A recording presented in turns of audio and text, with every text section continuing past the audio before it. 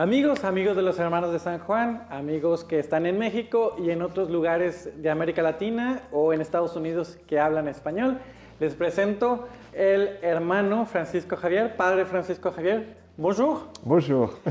Donc, Padre Francisco Javier es nuestro nuevo superior general, está aquí en México para conocer los conventos y para conocer a los hermanos. Bonjour mon père. Bonjour, Donc, Père Vicente. Voilà, tu as 5 mois que tu es le prieur général, c'est ça? C'est ça, j'ai été élu prieur général au mois de mai à la première session du chapitre général. Ok, et donc tu remplaces Frère Thomas Oui, après 9 ans de mandat. et ton mandat, ça va être pour une durée de 6 ans. 6 ans. Donc tu vas habiter en France, mais tu vas avoir l'ensemble avec ta vision. Voilà. C'est Surtout- ce que je suis en train de faire là en visitant les prieurés du Mexique Ok. que je n'avais jamais vues. Voilà, c'est la première fois pour toi dans ta vie. Ici Première au Mexique. fois dans ma vie au Mexique, absolument. Je n'imaginais pas qu'il faisait froid comme ça au Mexique. Ok. Et sinon, donc, quel était ton parcours dans la communauté? Avant d'être prieur général, tu n'es pas rentré comme prieur général, tu es rentré comme un frère? Et Bien sûr, oui, je suis rentré dans la communauté en 1993 et après mes études à Saint-Jodard et Rimont, j'ai été envoyé en Lituanie. En Lituanie, j'ai passé 10 ans de ma vie en Lituanie, Wow, 10 ans. oui, en plusieurs fois, en Ok. plusieurs séjours. Et puis j'ai été aussi au service de la congrégation pendant 6 ans. Comme secrétaire de la congrégation, du temps du père Jean-Pierre Marie et du temps du père Thomas, les deux prieurs généraux précédents. Et puis à la même époque, j'étais maître des prophètes, donc responsable des frères en formation. Oui, donc Voilà. moi-même. Tu étais mon maître des prophètes, en fait. Voilà. Voilà. Et puis les 3 dernières années, j'étais vicaire général du père Thomas, donc son assistant Son bras droit, on va voilà. dire. Ok. Et donc, pour ton élection, tu l'attendais ou c'était préparé dans ton cœur ou comment est-ce que c'est tombé sur toi? Je ne sais pas comment c'est tombé sur moi, mais je sais que il y avait des frères qui m'avaient dit écoute, il y a des frères qui pensent à toi, il faut que tu réfléchisses, est-ce que tu es prêt si jamais on te demande? Donc j'avais dû réfléchir à ça, est-ce que je suis prêt si jamais on me demande? J'avais fait une retraite aussi pour discerner. Pour moi, c'était pas évident de pouvoir dire oui facilement, mais voilà, c'est fait. Ok, c'est fait. Donc, pour 6 ans, tu es Voilà. le prieur général. Voilà. Et pour toi, quels sont les axes ou les priorités de ton gouvernement, si on peut dire comme ça? Quels sont les lieux de travail que tu vois maintenant qu'il faut travailler comme communauté Saint-Jean? Alors, le chapitre général m'a donné beaucoup de travail. Ah bah tant mieux.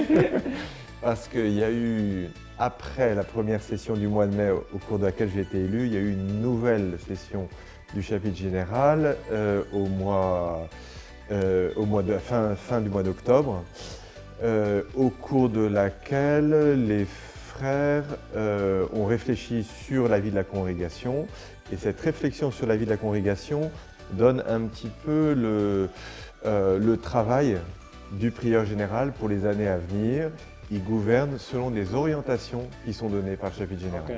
Voilà. Ok. Et une autre question serait, quelles seront ta relation comme prieur général avec les sœurs contemplatives, les sœurs apostoliques et les oblats? Alors, comme prieur général, par rapport à la famille Saint-Jean, puisque là tu viens de nommer les membres de la famille Saint-Jean, je suis un petit peu chargé d'être gardien de la communion, quoi, Ok. hein.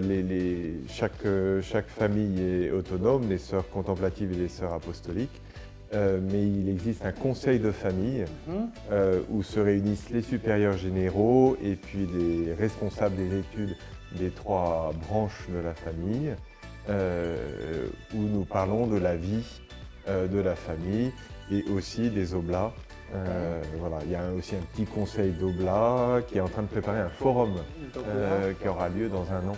Ok, en France, international en fait. Un forum international qui aura lieu en France. Ok, et en fait, tu as aussi le représentant de la communauté vis-à-vis des évêques et en fait vis-à-vis du pape. Alors, ça a fait une grosse responsabilité, je pense. Oui. Et quel est le regard que l'Église, les évêques en France, un peu les évêques du monde, et le regard que le pape François aurait sur la communauté Saint-Jean? Eh bien, écoute, actuellement, on a un lien assez étroit avec le dicaster de la vie religieuse, donc, qui représente le Saint-Père pour les communautés religieuses. En particulier, on a dû travailler sur le rapport de la communauté avec le fondateur, le Père Marie-Dominique Philippe, la définition du charisme de la communauté, et le travail qu'a fait le chapitre général a été apprécié. Nous avions invité Monseigneur Carvalho, qui est le secrétaire du dicaster pour les religieux, et donc, le chapitre a produit sa propre réflexion sur cette question pour préciser quelle est la place du fondateur pour la communauté, quel est le charisme de la communauté. Et voilà, les retours que j'ai eus, ça a été apprécié. Voilà. Et puis, alors je ne connais pas les réactions de tous les évêques dans le monde. Là où je suis, la maison mère est en France. On a surtout des réactions des évêques français qui ont trouvé que c'était un bon travail. Ah bah, tant mieux. Voilà. Et une autre question serait, quel est ton diagnostic? Quel est ton regard maintenant sur la communauté? Elle va plutôt mal, elle va plutôt bien? Ça passe par un moment où on arrête tout? Ou quel est ton regard sur aujourd'hui? Je crois que la communauté est très vivante, on l'a vu au moment du chapitre général, mais elle vit un moment de mutation. Okay. Donc ce n'est pas un moment où on a le plus de vocation, et Dieu nous en donne quand même, où il y a le plus de fondations, etc. Le nombre global est plutôt en diminution. Mais voilà, il me semble que le travail qui se fait actuellement est porteur d'avenir. Monseigneur Carvalho, qui était là au chapitre général, nous dit en général, la vie religieuse connaît une épreuve aujourd'hui. Vous n'êtes pas seul à être en train de vivre une épreuve. Mais pour moi, qui suis le fils d'un agriculteur, c'était le Monseigneur Carvalho, c'est un peu analogue à la saison de l'hiver. La saison de l'hiver pendant laquelle les plantes ne sont pas mortes, mais elles sont en train de se préparer pour le printemps. Et ce moment est particulièrement important dans la nature parce que c'est le moment où les racines se développent, où le jaillissement de la vie du printemps se prépare. Ok, voilà. Donc on se prépare pour un grand printemps. Voilà, si Dieu le permet. La dernière question, mais elle est très personnelle, c'est quel est ton passage préféré de l'évangile de Saint Jean? Peut-être les 21 chapitres, je ne sais pas. C'est une grande question.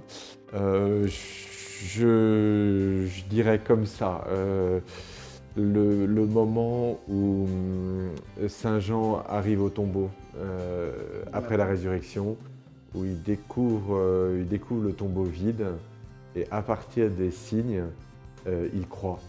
Et c'est cette foi-là qu'il nous transmet. Okay. Voilà. Et ton passage préféré du livre de l'Apocalypse? Du livre de l'Apocalypse là, je ne sais pas, là. Non. Un verset Saint Jean qui te marque particulièrement? La vérité vous rendra libre. Ok. Et puis, pour finir, quel message dirais-tu à un jeune qui se pose la question de rentrer chez nous, de devenir frère de Saint Jean? Qu'est-ce que tu lui dirais?